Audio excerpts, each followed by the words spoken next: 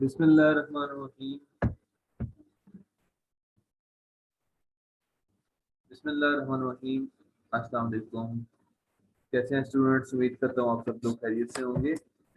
तो आज का जो हमारा लेक्चर है वो है वायरलेस मोबाइल कम्युनिकेशन।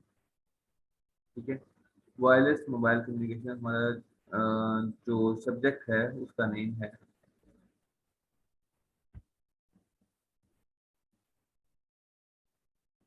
इस सब्जेक्ट के अंदर हमने वायरलेस मोबाइल कम्युनिकेशन के बारे में पढ़ना है कि हमारी किस तरह से मोबाइल डिवाइसेस ऑपरेट होती हैं, किस तरह से वायरलेस कम्युनिकेशन होती है, किस तरह से कॉल ट्रांसफर होती है, कौन से ऐसे प्रोटोकॉल्स होते हैं, जनरेशन कौन सी थी, और इनकी कुछ टेक्नोलॉजीज और कुछ प्रोटोकॉल्स, कुछ ऐसी चीज़ें हम पढ़ेंगे जो थोड़ी सी टेक्निकल हैं।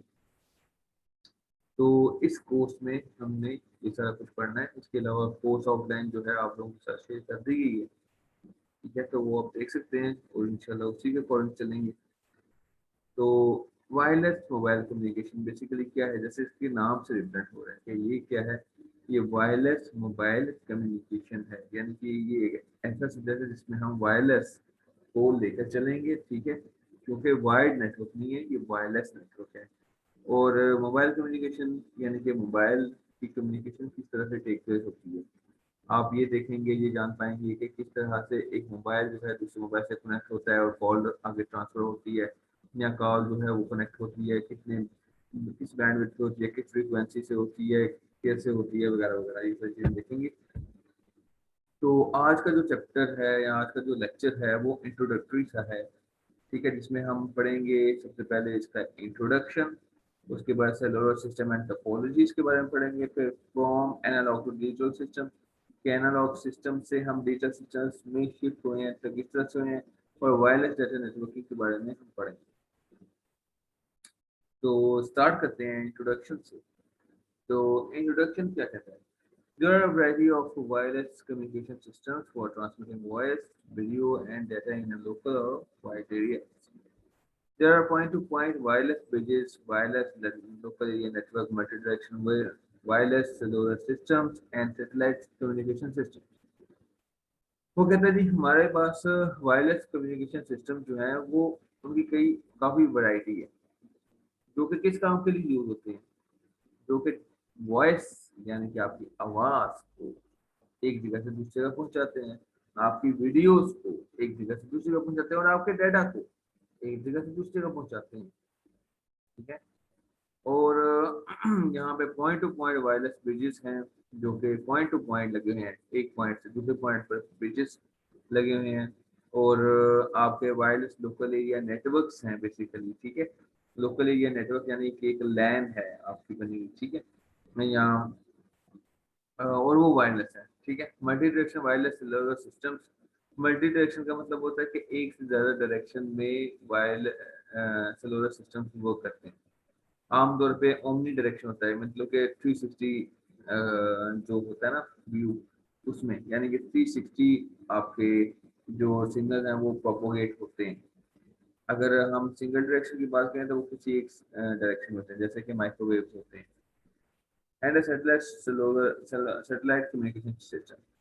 अब देखें, सैटेलाइट भी मोबाइल फोन कम्युनिकेशन में यूज होती है। पहले सैटेलाइट जो है, जो पहले की थी, वो किस लिए यूज होती थी, वो आपकी टीवी की ट्रांसमिशन के लिए यूज होती थी, जो कि आपकी जो मोबाइल कम्युनिकेशन, सॉरी, ये जो टीवी वाली सैटेलाइट्स हैं, ये आपकी जमीन से 36,000 किलोमीटर की बुलंदी पर होती थी, यानी कि 22,300 मील की बुलंदी पर।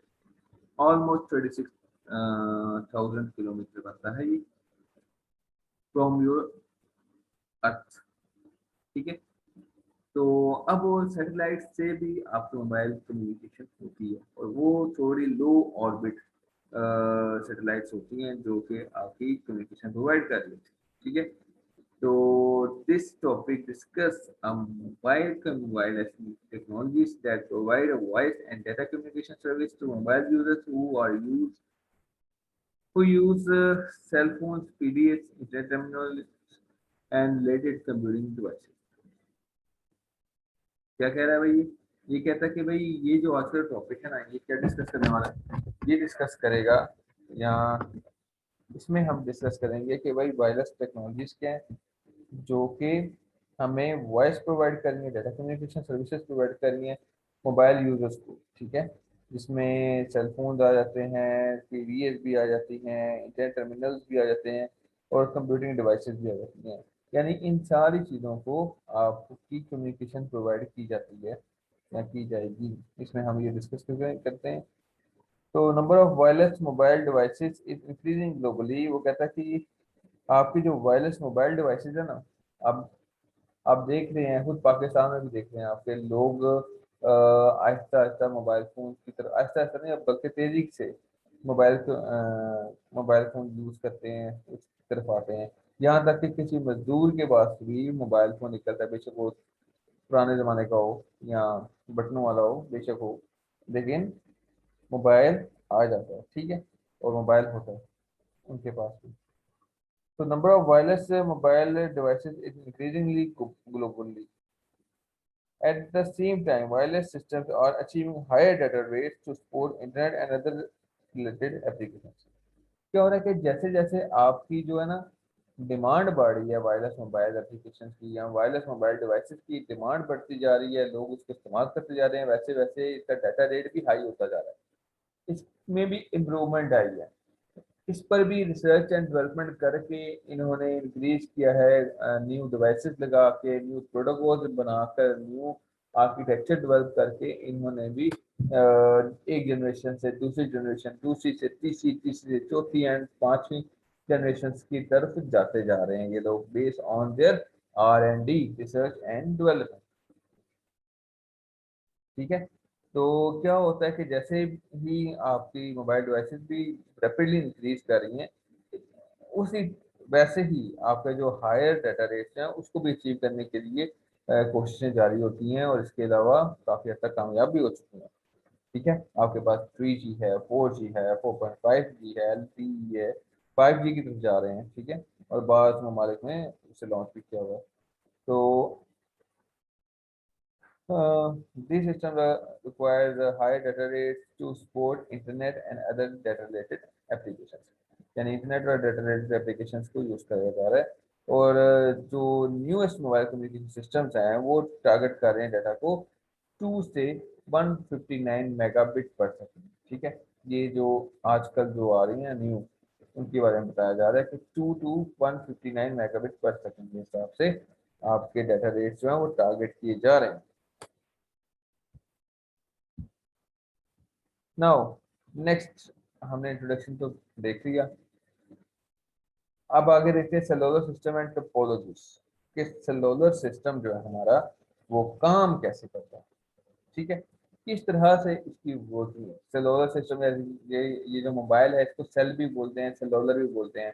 सेल जो है वो शॉर्टकट फॉर्म है सेलुलर की, और सेलुलर जो है वो ही मोबाइल से को बोला जाता है, ठीक है, इसे शॉर्टकट में सेल भी कहते हैं, ठीक है। और आमतौर पे सेल जो है, अगर एक्चुअली में बताया बताया जाए सेल क्या है, सेल एक रीजन को कहते हैं। एक रीजन जो है ना, ये मैं हट के नहीं बता रहा, बल्कि मैं इसी कॉन्टेक्स्ट में बता रहा हूँ, मोबाइल डिवाइसेस के कॉन्टेक्स्ट में, कि जो रीजन होता है, जो एरिया कवर किया जाता है ना मोबाइल डिवाइस, ये जो आपकी टावर्स हैं, और ये टावर्स के सिग्नल जो है जहां जहां तक फैलते हैं उसको रीजन कहते हैं। उस एरिया को जहां जहां तक ये अप्रोच कर रहे हैं, सिग्नल जा रहे हैं किसी एक पर्टिकुलर टावर की, उसे हम सेल कहें। समझ आ गई बात, एक सर्कुलर एरिया है, समझ आ गई। A cell in a cellular system is roughly a circular area with a central transmitter or receiver base station. The station is raised up on a tower or placed on the top of a building. Some are located on warehouses and trade centers वगैरह वगैरह। क्या कहता है भाई, एक ये जो cell जो होता है ना सेलुलर सिस्टम के अंदर, वो एक सर्कुलर एरिया है, ठीक है। ये ग्राउंड की बात हो रही है, ठीक है, ये कोई ऐसे नहीं, ये ग्राउंड की बात हो रही है कि एक सर्कुलर एरिया होगा, ठीक है। उस सर्कुलर एरिया में आपके सिग्नल्स प्रोपोगेट किए जाते हैं, यानी कि एक ओमनी डायरेक्शन के अंदर, उसे हम सेल कहते हैं। और उस सेल के साथ यानी उसके सेंटर में उस सेल के बिल्कुल सेंटर में आपका एक ट्रांसमीटर या रिसीवर बेस स्टेशन लगा होता है, जैसे कि टावर समझ लो। वो क्या करता है, डाटा को ट्रांसमिट करता है, डाटा को रिसीव करता है, दोनों काम कर रहा होता है, उसको हम बेस स्टेशन भी कह सकते हैं।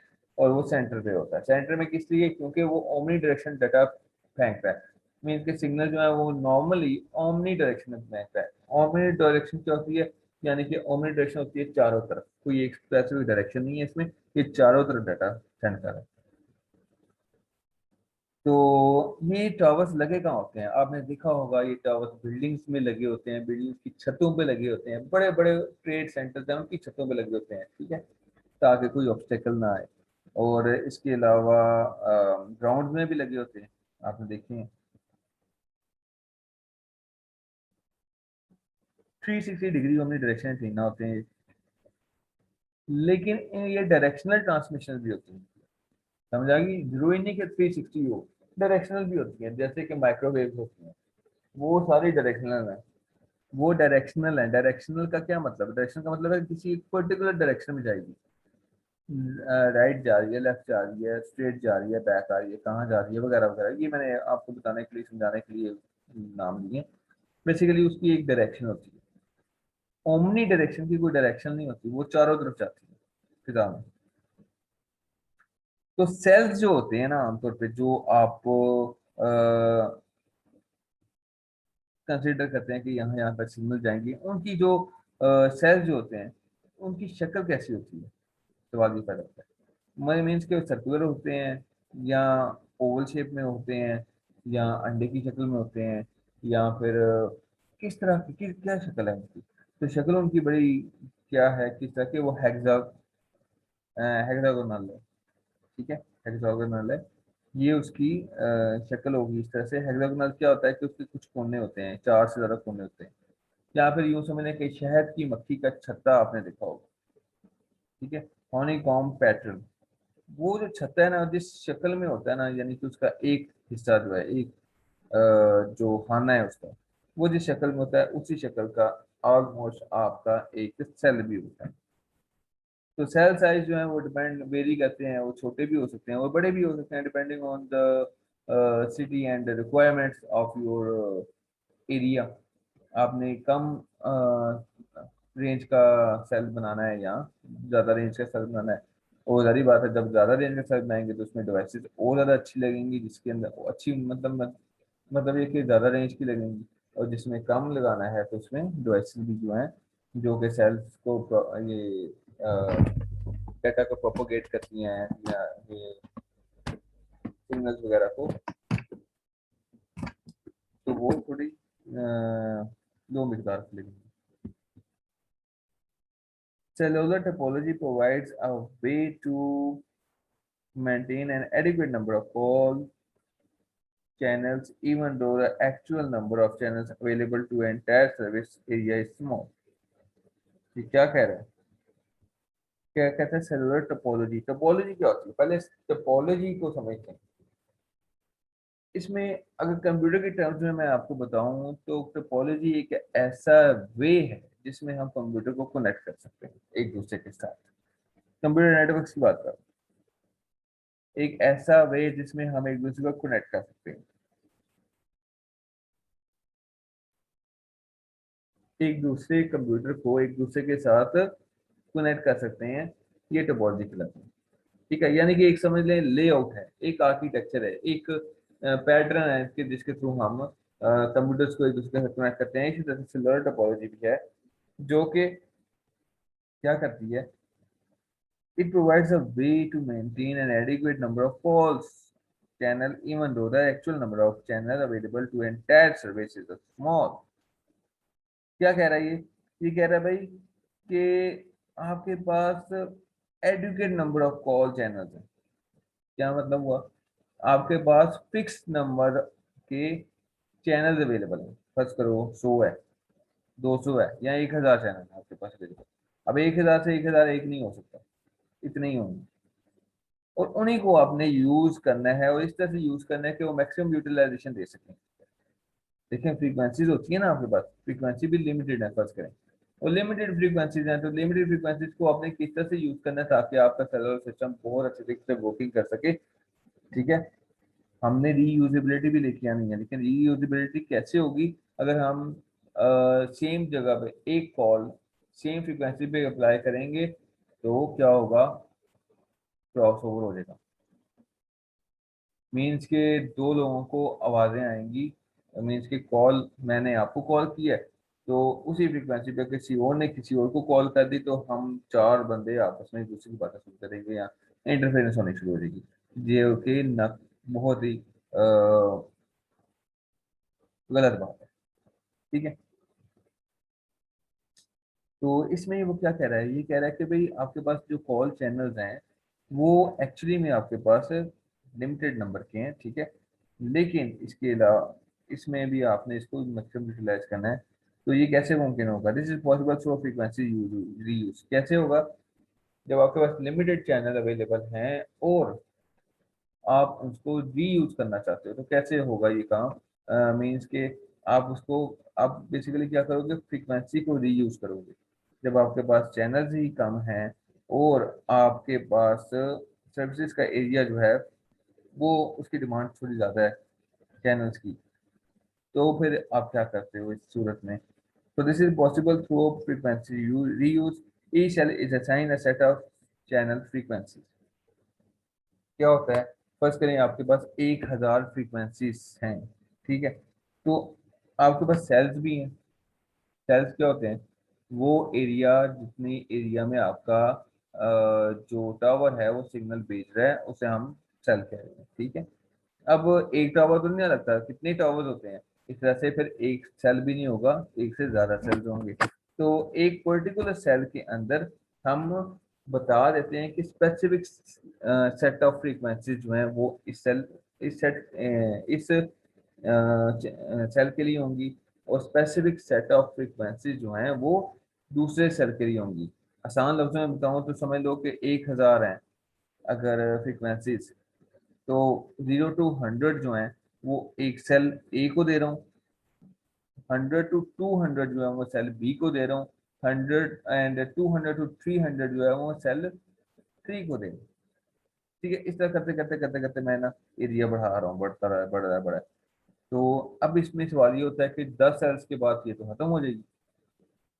ठीक है, फिर क्या करना है, फिर इसको रीयूज करना है। और रीयूज करने की भी एक टेक्निक है, हम ऐसे रीयूज नहीं कर सकते कि एक सेल के अंदर दोबारा से वही फ्रीक्वेंसी को रीयूज करना शुरू हो जाए, ये नामुमकिन है और गलत है। मतलब कर भी देते हैं तो वो आवाजें शवाजें का आना सिलसिला शुरू हो जाएगा। तो इसमें क्या है कि इसका तरीकाकार क्या है फ्रीक्वेंसी को रीयूज करने का, कि एडजॉइनिंग सेल जो है, यानी कि एक सेल सपोज करें 0 to 100 है, समझा रही है, 0 to 100 जो है वो एक सेल है जिसके अंदर फ्रीक्वेंसी 0 to 100 दी गई है। एक सेल है जिसमें 0 to 100 फ्रीक्वेंसीज दे रही है। अब 0 to 100 फ्रीक्वेंसीज उसके इर्द गिर्द के सेल्स को नहीं मिलनी चाहिए। समझ आ गई बात, उसके इर्द गिर्द के जो हमसाए हैं ना, हमसाए सेल जो हैं, उनको नहीं मिलनी चाहिए, नहीं तो इंटरफेरेंस होने का खदशा होता है एडजस्ट पे। ठीक है, तो no adjoining cells may be used those frequencies, however the cells further away may use those frequencies because the distance between the cells provide a buffer zone that prevents frequency interference। क्या होता है कि वो जो हमसाए हैं ना, उनको छोड़ के जो उनके हमसाए होंगे ना, मजीद आगे जो होंगे, उनको फ्रीक्वेंसी वही दी जा सकती है जो आप, या पहला जो बंदा है सेल ए जो है वो यूज करें। मीन समझ लो कि ए सेल जो है वो दरमियान में है, B C D E F, ये आपके हमसाए हैं, तो इनमें ए सेल की फ्रीक्वेंसी यूज नहीं होगी। अब आगे A B C D E F के बाद जो जी आ रहा है, यानी कि वो आगे फर्दर उनके हमसाए हैं। ठीक है, एक लेयर जो है वो क्रिएट होती है, तो वो आगे उसके भी नेबर बोरिंग है या फिर उनके भी नेबर्स हैं। ठीक है, तो वहां पे वो फ्रीक्वेंसीज को यूज किया जा सकता है, मतलब कि एडजेसेंट जुड़े हुए सेलों को हम सेम फ्रीक्वेंसी नहीं देंगे, थोड़ा फासला रख के, एक सेल का डिफरेंस रख के हम एक सेल को बीच में किसी और फ्रीक्वेंसी का रखेंगे, और फिर उसके साथ जो अटैच सेल होगा उसको हम दोबारा से वो दे सकते हैं जो पहले वाले को दी, यानी कि ए बी एनसी 3 सेल हैं, ए और बी। ए जो है सेल की फ्रीक्वेंसी जो है वो बी को नहीं जा सकती, लेकिन सी को जा सकती है। ओके, अब वो बात करते हैं मोबाइल वायरलेस कम्युनिकेशन सिस्टम्स की। तो वो ज़रा चीज़ को थोड़ा वाइंड अप करते हैं, ठीक है। तो एनालॉग टू डिजिटल सिस्टम में क्या होता है, mobile wireless analog communication systems have have been around since 1950। थोड़ी सी हिस्ट्री है कि 1950 में आपका ये सिस्टम इंट्रोड्यूस हुआ था। और early system were single channel over and out system. आपने सुना होगा कि ओवर एंड आउट सिस्टम था, कि सिंगल चैनल का था, ओवर एंड आउट, एक ही चैनल के ऊपर डाटा जाता था और उसी बात पे वापस आता था, तो उसे ओवर एंड आउट कहते थे, ठीक है। कि मैंने बात कर ली, अब आप कर लो। तो analog cellular service were introduce by A T and T. ठीक है, एनालॉग सर्विस जो है वो आपकी जो एटी एन टी लैब जो है वो प्रोवाइड कर किया था उसने 1970 में। और बाद में इसको ये काफ़ी हद तक फैल गया 1980s में। और फिर प्राइमरी सर्विस जो है यूनाइटेड स्टेट में, जिसको हम एडवांस मोबाइल फ़ोन सर्विस के नाम से जानते हैं, वो आ गई, जो कि सिमिलर सिस्टम था around the world that go by different name. यानी कि ये नेम और वो तकरीबन सेम था, लेकिन नेम डिफरेंट थे, यानी कि लोगों ने काम किया हुआ था इस पर, लेकिन नेम उसके डिफरेंट रखते थे।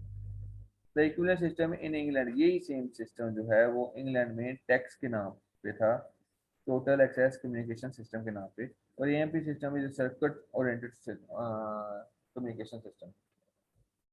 एएमपीएस सिस्टम जो था ना, या टैक्स सिस्टम जो है, ये सर्किट ओरिएंटेड कम्युनिकेशन सिस्टम है, जो कि 824 मेगाहर्ट्ज से 894 फ्रीक्वेंसी रेंज में काम कर रहे थे। ये रेंज जो है वो डिवाइड की जाती है into pool of 832 full duplex channel पे। यानी फुल डुप्लेक्स चैनल क्यों होते हैं? फुल डुप्लेक्स चैनल में ये होता है कि आप आवाज़ भेज भी सकते हो, आवाज़ सुन भी सकते हो एट द सेम टाइम, ठीक है। वन सेंड और वन रिसीव, एक सेंड भी कर सकता है और एक रिसीव भी कर सकता है। Any one of this channel में be assign to a user, यानी इनमें से कोई भी चैनल जो, यानी एक रेंज जो बताइए ना 832 फुल पूल जो है, ये कोई भी चैनल जो है वो अलाउ कर दिया जाता है, असाइन कर दिया जाता है यूजर को। और channel is like a physical circuit, ये एक फिजिकल सर्किट के तौर पे है, that occupies a specific radio frequency range and has a bandwidth of 30 kbps। कि ये कहता है कि ये फिजिकल सर्किट की तरह जो कि एक रेडियो फ्रीक्वेंसी को ऑक्यूपाई कर रहा था, जिसकी रेंज जो है एक रेडियो फ्रीक्वेंसी रेंज होती है, और उसकी बैंडविड्थ जो है वो 30 kHz की होती है। The circuit remains dedicated to a subscriber call until it is disconnected।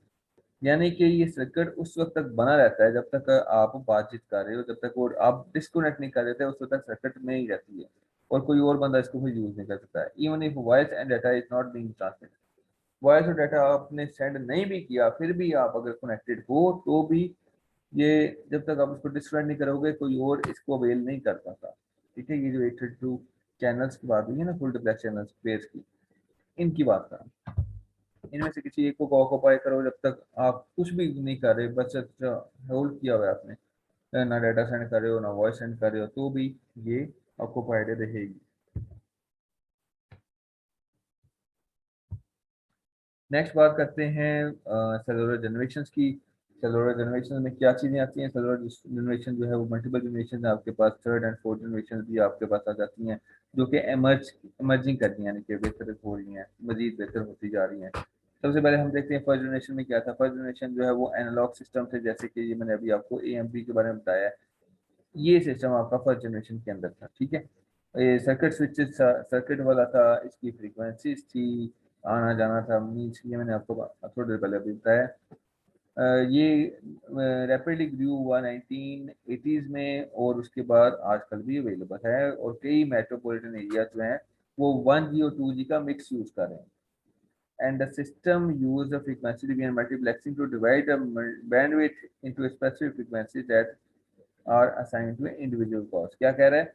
ये कहता है कि भाई ये जो सिस्टम है ना आपका फर्स्ट जनरेशन में, ये फ्रीक्वेंसी डिवीजन मल्टीप्लेक्सिंग करता है। क्या करता है? फ्रीक्वेंसी को डिवाइड कर देता है, ठीक है, उसकी मल्टीप्लेक्सिंग करता है टू डिवाइड द बैंडविड्थ, यानी कि आपकी जो टोटल बैंडविड्थ है उसको डिवाइड कर देता है मल्टीपल फ्रीक्वेंसीज में, ताकि वो फ्रीक्वेंसी जो है वो इंडिविजुअल कॉल्स को असाइन की जाएं और उनका ज़्यादा से ज़्यादा यूटिलाइजेशन किया जा सके।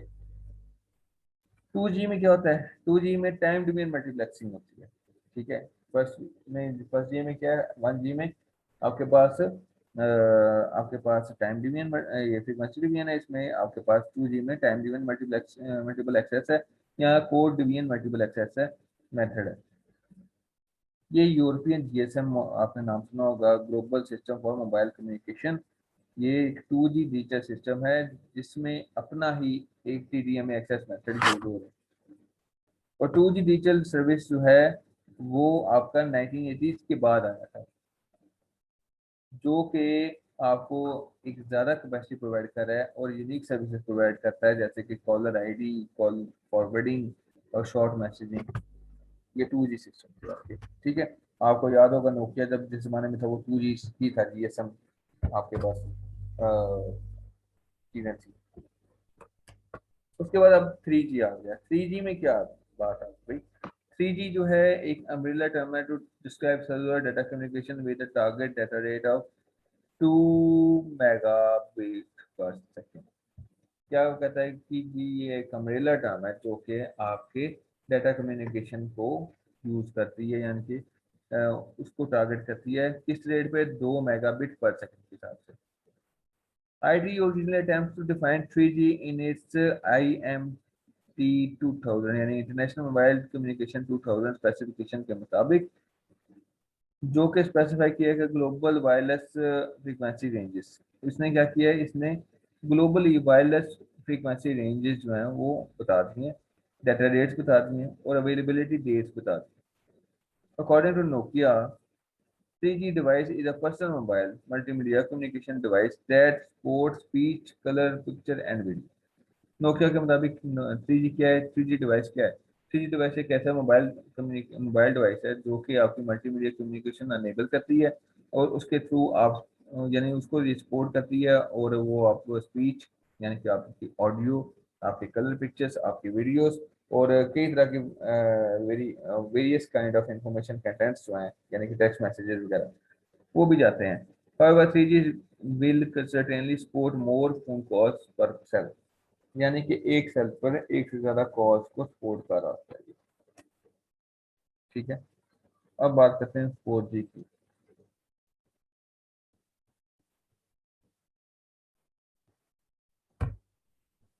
There are 4G systems that become available even before 3G matures. While 3G is important in boosting the number of wireless calls, 4G is offering too high speed data service. क्या कहता है भाई? 4G भी आ गया जनाब, जब आपकी 3G अभी फुली मेच्योर भी नहीं हुई तो 4G ने छलांग लगा दी मैदान में। समझ आ गई बात? अभी 3G मेच्योर हो रही है, मजीद उस पर काम होता जा रहा है, तो 4G भी आपकी आ गई। 4G ने क्या किया? 4G क्या करती है? 3G क्या करी थी? वो आपके नंबर ऑफ वायरलेस कॉल्स हैं उन पर उनको बूस्ट कर रही थी। 4G जो है वो आपको high speed data services provide करती है, बहुत ज़्यादा हाई स्पीड। और 4G डाटा रेट जो है वो 2 से 156 मेगाबिट पर सेकेंड की रेंज में जाते हैं, या इससे भी ज़्यादा हो सकते हैं। 4G ऑल्सो सपोर्ट आईपी, यानी आईपी सपोर्ट करता है, और high data rates are due to advance in signal processor. High data rates क्यों हैं? हाई डाटा रेट्स जो हैं वो इसलिए मुमकिन हुए हैं कि आपके सिग्नल प्रोसेसर अच्छे हैं, न्यू मॉड्यूलेशन टेक्निक्स आ गई हैं आपके पास, स्मार्ट एंटीनाज आ गए हैं जो कि आपके सिग्नल्स को फोकस कर रहे होते हैं डायरेक्टली यूजर लेवल पर। ठीक है, इसके कुछ फायदे देख लेते हैं। Advantages of wireless communication, any data और information can be transmitted faster with high speed, यानी कि कोई भी इंफॉर्मेशन आप ट्रांसमिट कर सकते हो फास्टर और हाई स्पीड में। मेंटेनेंस और installation is less cost for these network. ठीक है, तो ये कॉस्टली इतनी नहीं है।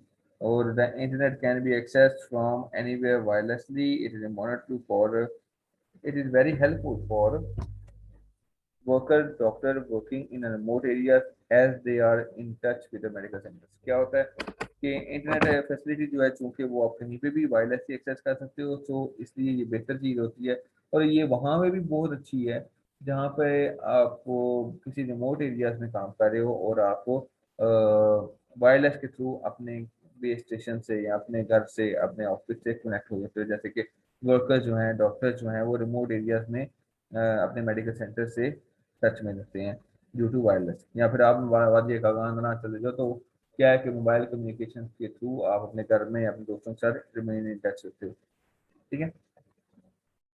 Disadvantages of wireless communication: an authorized person can easily capture the wireless signals which spread through the air. क्या होता है कि भाई कोई भी ना, जैसे कि देखें आपको वायरलेस है तो आपका डाटा हवा में बिखरा हुआ है, हवा में, तो कोई भी वायरलेस सिग्नल्स को कैच कर सकता है, कैच करके उसको ब्रेक कर सकता है। तो अनऑथराइज पर्सन कोई भी जो है वो उसको एक्सेस कर सकता है, इसलिए उसको सिक्योर बनाया जाता है। ठीक है। It is very important to secure the wireless network so that information can not be misuse by unauthorized use. तो इसको सिक्योर किया जाता है। ठीक है। ये बड़ा इंपॉर्टेंट है कि इसको सिक्योर किया जाए। सिक्योर करने के तरीके जो हैं वो एनक्रिप्शन आ जाती है अब इसमें, कि आपको डाटा एनक्रिप्ट किया जाता है, फिर बाद में उसकी डिकोडिंग की जाती है। ठीक है। तो अब हम बात करते हैं वायरलेस डाटा नेटवर्किंग के बारे में। वायरलेस डाटा नेटवर्किंग के अंदर भाई आपके पास दो अप्रोचेज हैं, एक है सर्किट स्विचिंग और एक है पैकेट स्विचिंग। सर्किट स्विचिंग में क्या बात करते हैं? सर्किट स्विचिंग वायरलेस नेटवर्क में एक डेडिकेटेड रेडियो सिग्नल होता है जो कि अलॉट किया जाता है सिग्नल ट्रांसमिशन के लिए, as long as data transmission और लॉन्ग एंड कंटिन्यूस। जो जो आपका डाटा ट्रांसमिशन जो है वो लंबी हो जाती है, कंटिन्यूस हो जाती है, सर्किट स्विचिंग जो है वो एफिशिएंटली वर्क करती है। However most data transmission are bursty. ठीक है। And dedicating an entire circuit to them is usually a waste of valuable wireless bandwidth. क्या होता है कि कुछ जो है वो बर्स्टी होते हैं, और अगर हम एक सर्किट जो है डेडिकेट कर दें उसको, तो फिर इससे क्या होता है कि आपकी जो बहुत सी कीमती बैंडविड्थ है वो आपके हाथों से जाती रहती है, यानी कि आपके रिसोर्सेज वेस्ट हो रहे हैं सर्किट स्विचिंग के हवाले से। ड्यूरिंग आइडल पीरियड, क्योंकि आइडियल पीरियड जो है जब नहीं कि जब फर्स्ट करें आप कुछ भी नहीं कर रहे, कोई डाटा सेंड नहीं कर रहे, तब भी आपकी बैंडविड्थ जो है वो डेडिकेटेड है उसी यूजर के लिए और किसी और के लिए यूजर के लिए अवेलेबल नहीं है। ठीक है। सर्किट स्विचिंग में क्या होता है कि आप अगर फर्स्ट करो कोई काम कर भी नहीं रहे लेकिन सिर्फ आप इस दूसरे बंदे से कनेक्टेड हो, तो बैंडविड्थ आपकी डेडिकेटेड हुई है, आप चाहे उसको यूज करो या ना करो, और जब तक आपके पास है वो किसी के यूज में है तो कोई और बंदा उसको यूज भी नहीं कर सकता, इसलिए वेस्टेज है रिसोर्सेज की।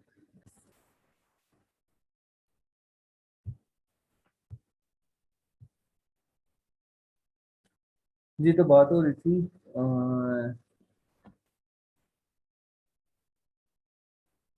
Packet switching. तो सेवरल पैकेट स्विचिंग में बी यूज्ड, यानी कि इसमें क्या है कि सेवरल पैकेट स्विचिंग स्कीम में be used in one technique. इस एक किसी एक टेक्निक में क्या होता है कि packet are inserted into idle space and any available channel. यानी क्या होता है पैकेट स्विचिंग में कि पैकेट जो है वो किसी भी चैनल में अगर कोई भी आइडल स्पेस मिलती है वहां पे आप उस चैनल को यूज करते हुए पैकेट्स में ऐड कर ही जाते हैं। busier the network the less bandwidth will be available for the data। क्या होता है कि अगर जितना आपका नेटवर्क जो है वो बिजी रहेगा उतने ही कम आपको बैंडविड्थ मिलेगी, और उसकी वजह से आपके पास डाटा की अवेलेबिलिटी होती है, यानी कि डाटा को सेंड करना उस चैनल के ऊपर, उस बैंडविड्थ के ऊपर कम हो जाएगा। द एंटायर चैनल में be design just for packet data, यानी कि ये जो नेटवर्क है ना पैकेट स्विचिंग वाला, ये डाटा को भेजने के लिए ही, यानी पैकेट डाटा का पैकेट जो है वो सेंड करने के लिए ही यूज हो रहा है। और most wireless data systems offer minimal data rates usually in a 10 kb per second range. That's really only the useful for short messaging, ocean and web page lookup. For example, when you connect over the circuit switch line, the phone company bills you for the entire duration of a call. When the packet switching system, you are typically billed by a packet। क्या होता है आपका जो network है packet switching वाला, उसमें क्या होता है आपके पैकेट जो है वो ट्रांसफर किए जाते हैं। ठीक है। और पूरे के पूरे सर्किट को इसलिए डिजाइन किया गया ताकि आपका पैकेट जो है वो किसी भी आइडल चैनल पर, जब आपका मौजूद है कोई भी चैनल आइडल आपका मौजूद है जो काम नहीं कर रहा, वहाँ पे उसको यूज़ किया जा सकता है पैकेट को रखने के लिए। ठीक है, और ये आमतौर पे आपके 10 किलो बिट पर सेकंड के हिसाब से इसकी रेंज है, और शॉर्ट मैसेजिंग के लिए या वेब पेज लुकअप्स के लिए इसको यूज़ किया जा रहा है। इसके अलावा new wireless protocol bonds multiple channels to increase data rates. क्या होता है कि न्यू वायरलेस प्रोटोकॉल जो हैं वो बाउंड किए जा रहे हैं मल्टीपल चैनल्स को, ताकि डाटा रेट जो है उससे इंक्रीज किया जा सके। अब वो कहता है कि एग्जांपल के तौर पे अगर आप किसी सर्किट स्विच लाइन के साथ कनेक्ट हो, तो फोन कंपनी जो है वो आपको पूरी की पूरी कॉल ड्यूरेशन, जितनी भी आपने कॉल ड्यूरेशन की है ना, उसके लिए उतना चार्ज करती है, कॉल ड्यूरेशन कितनी थी। और पैकेट स्विचिंग में क्या होता है कि आपने कितने डाटा पैकेट्स जो है वो सेंड किए हैं और रिसीव किए हैं उसके हिसाब से। ठीक है, कुछ जो सेवरल पैकेट डाटा स्कीम जो है वो ऑफलाइन से हैं। इसमें सी पी डी है, यानी कि cellular data digital packet data है। इसमें क्या होता है कि आपका A M P system use हो रहा है, data packets are sent when there is idle time on a channel. ठीक है, जहाँ आपके पास चैनल पर आइडल टाइम है तब डाटा आपका सेंड किया जाएगा। The system has a data rates limited data rates usually about 9600 bit per second. GSM है, उसके बाद आ जाता है जीएसएम जो है वो एक टेक्निक यूज करता है जिसमें जिसको HSCSD कहता है, high speed circuit switch data कहता है, जो कि एक्सटेंड की गई है। जीएसएम चैनल कैपेसिटी को 14.4 किलो बाइट पर सेकंड से, जो कि अलाउ करता है फोर चैनल को टू कंबाइन टू प्रोवाइड 57.6 केबी पर सेकंड थ्रूपुट। जीपीआरएस इसी तरह से है, जनरल पैकेट रेडियो सर्विस जो है, जो कि TDMA पैकेट स्विच नेटवर्क जो है उसे यूज करता है। और डाटा रेट्स जो है इसमें वो 115 किलो बाइट पर second kilo bit per second के हिसाब से या इससे भी ज़्यादा आते हैं। जीपीआरएस जो है वो टनलिंग प्रोटोकॉल है, जो कि डिलीवर करता है IP packets across the mobile communication to a router that puts them on the internet. As जो है enhanced data rates for global evolution, improve GSM system data rates with the modified 8 phase shift keys। क्या कहता है, इसने GSM को improve किया है, उसकी डाटा रेट्स को इम्प्रूव किया है और उसको मॉडिफाई किया है, और 8 शिफ्ट कीज जो है वो लगाई हैं, यूज़ की हैं उसने। एंड मॉडुलेशन टेक्निक, यानी कि ये जो मॉडुलेशन टेक्निक है इसने वो यूज़ किया है, और उसको यूज़ करते हुए उसने डाटा रेट्स को अचीव कर लिया है। The combination of GPRS and H boosts the data rates of GSM to 384 kilobyte पर सेकेंड। यानी जीएसएम का जो रेट 57 तक था उसको बूस्ट करके 384 तक ले गए जब इसको कंबाइनली यूज करते हैं एच और जीपीआरएस को। ठीक है, तो आज का लेक्चर हमारा इतना ही था। तो उम्मीद करता हूँ आपको समझ आ गया होगा। कोई क्वेश्चन हो तो पूछिएगा। Thank you so much. अल्लाह हाफिज़।